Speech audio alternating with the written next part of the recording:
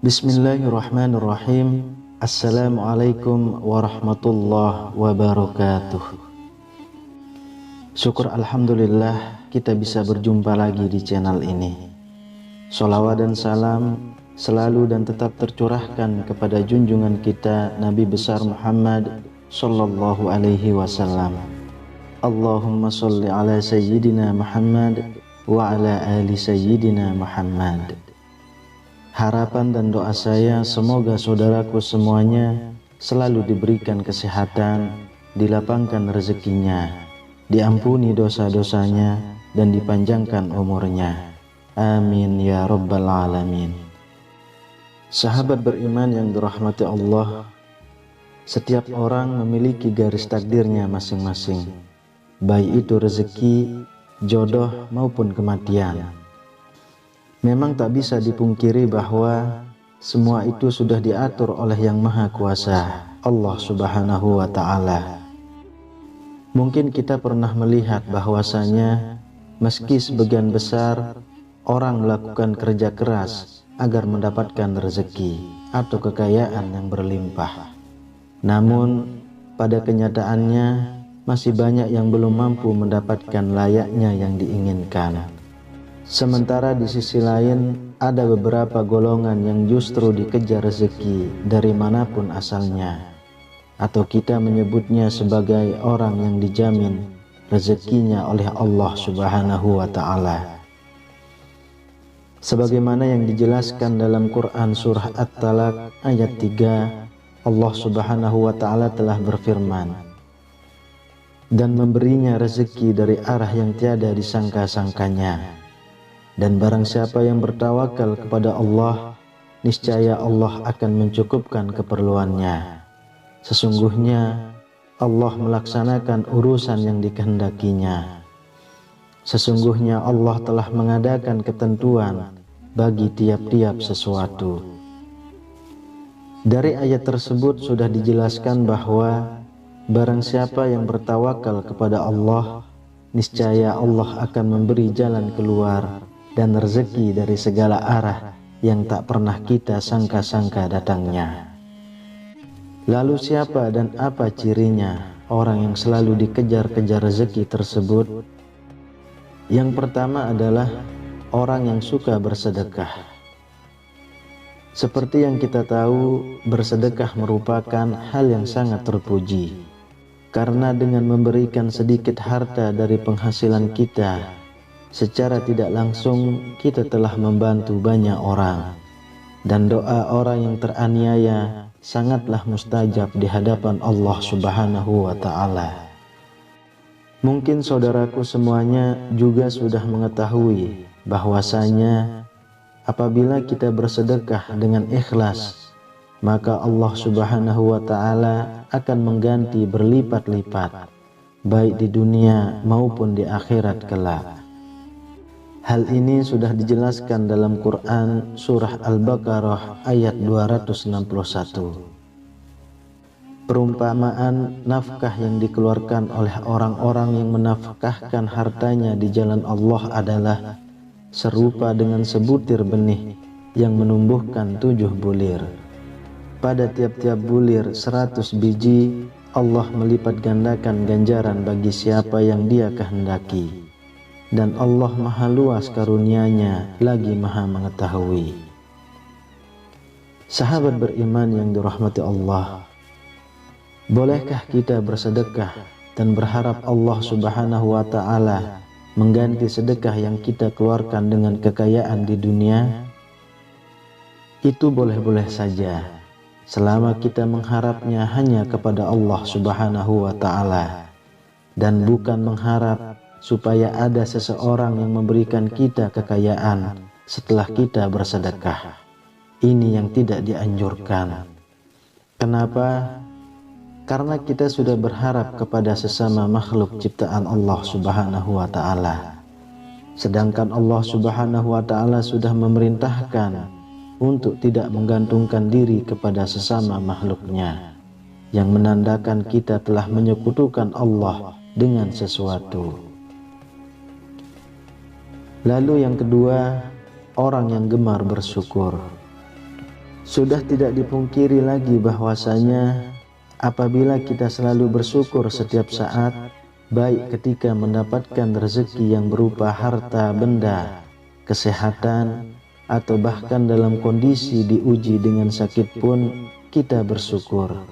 Insya Allah, Allah Subhanahu wa Ta'ala akan menambah nikmat kita, dan dengan kuasanya akan mengangkat penyakit dalam diri kita. Dalam Quran surah Ibrahim ayat 7, Allah Subhanahu wa Ta'ala sudah berfirman, "Dan ingatlah juga, tak kala Tuhanmu memaklumkan, sesungguhnya jika kamu bersyukur, pasti kami akan menambah nikmat kepadamu. Dan jika kamu mengingkari nikmatku, maka sesungguhnya azabku sangat pedih." Dari ayat di atas sudah jelas dikatakan bahwa barang siapa yang sering mensyukuri nikmat yang diberikan Allah Subhanahu wa Ta'ala, maka Allah akan menambah nikmat untuk kita. Akan tetapi, jika kita mengingkari nikmat yang diberikan Allah Subhanahu wa Ta'ala, maka Allah akan mengazab orang tersebut dengan azab yang sangat pedih. Untuk itu, teruslah bersyukur dalam segala kondisi dan lakukan setiap hari. Insya Allah, nikmat kita akan terus ditambah oleh Allah Subhanahu wa Ta'ala. Amin ya Rabbal Alamin. Yang ketiga, orang yang sering membaca Al-Quran, terutama surah Al-Waqiah. Surah Al-Waqiah memang dikenal memiliki keutamaan dalam hal mendatangkan rezeki atau nikmat. Dalam hadis Ibnu Adi disebutkan bahwa kita sangat dianjurkan untuk mengajarkan surah Al-Waqiah kepada istri atau keluarga dan anak-anak kita, karena surah tersebut merupakan surah yang mampu menderaskan rezeki bagi siapapun yang mengamalkannya, insya Allah. Yang keempat, orang yang sering beristighfar. Istighfar merupakan salah satu usaha batiniah kita untuk memohon ampunan kepada Allah Subhanahu wa Ta'ala atas segala dosa yang kita perbuat. Lalu apa hubungannya dengan selalu dikejar rezeki? Orang yang selalu beristighfar dalam kondisi apapun secara tidak langsung dapat membersihkan hatinya dari segala dosa dan kesalahan. Ketika hati kita bersih, maka kemungkinan besar rezeki yang diberikan oleh Allah Subhanahu wa Ta'ala bisa sampai kepada kita. Dalam Quran surah Hud ayat 3, Allah Subhanahu wa Ta'ala sudah berfirman, "Dan hendaklah kamu meminta ampun kepada Tuhanmu dan bertaubat kepadanya. Jika kamu mengerjakan yang demikian, niscaya Dia akan memberi kenikmatan yang baik terus menerus kepadamu sampai kepada waktu yang telah ditentukan, dan Dia akan memberikan kepada tiap-tiap orang yang mempunyai keutamaan atau balasan keutamaannya. Jika kamu berpaling, maka sesungguhnya aku takut kamu akan ditimpa siksa hari kiamat." Sahabat beriman yang dirahmati Allah, marilah kita semua mulai membiasakan untuk terus beristighfar supaya hati kita menjadi bersih dan kita bisa mendapatkan nikmat yang Allah Subhanahu wa Ta'ala janjikan. Karena kita semua tahu Allah Subhanahu wa Ta'ala menyukai orang-orang yang berhati bersih. Lalu yang kelima, orang yang suka berdoa dan selalu berusaha. Berdoa dan berusaha merupakan satu paket yang tidak bisa dipisahkan ketika kita meminta sesuatu kepada Allah Subhanahu wa Ta'ala. Karena sangat mustahil orang yang hanya berdoa saja tanpa berusaha akan mampu mendapatkan apa yang diinginkan dalam doanya.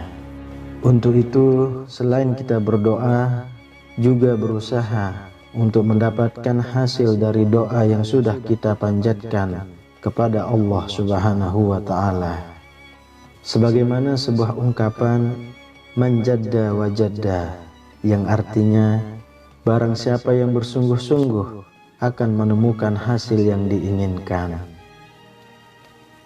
Kemudian yang keenam, orang yang selalu tawakal kepada Allah Subhanahu wa ta'ala.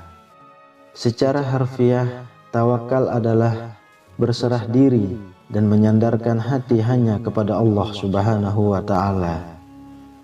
Orang yang tawakal merupakan orang yang sangat yakin, seyakin-yakinnya bahwasanya hanya Allah Subhanahu wa ta'ala saja yang dapat memberi, memberikan, dan mencegah. Maksudnya adalah memberi manfaat dari apa yang telah diciptakannya, memberikan nikmat kepada setiap manusia dan seluruh jagat seisinya, serta mencegah keburukan yang dilakukan manusia maupun dari syaitan.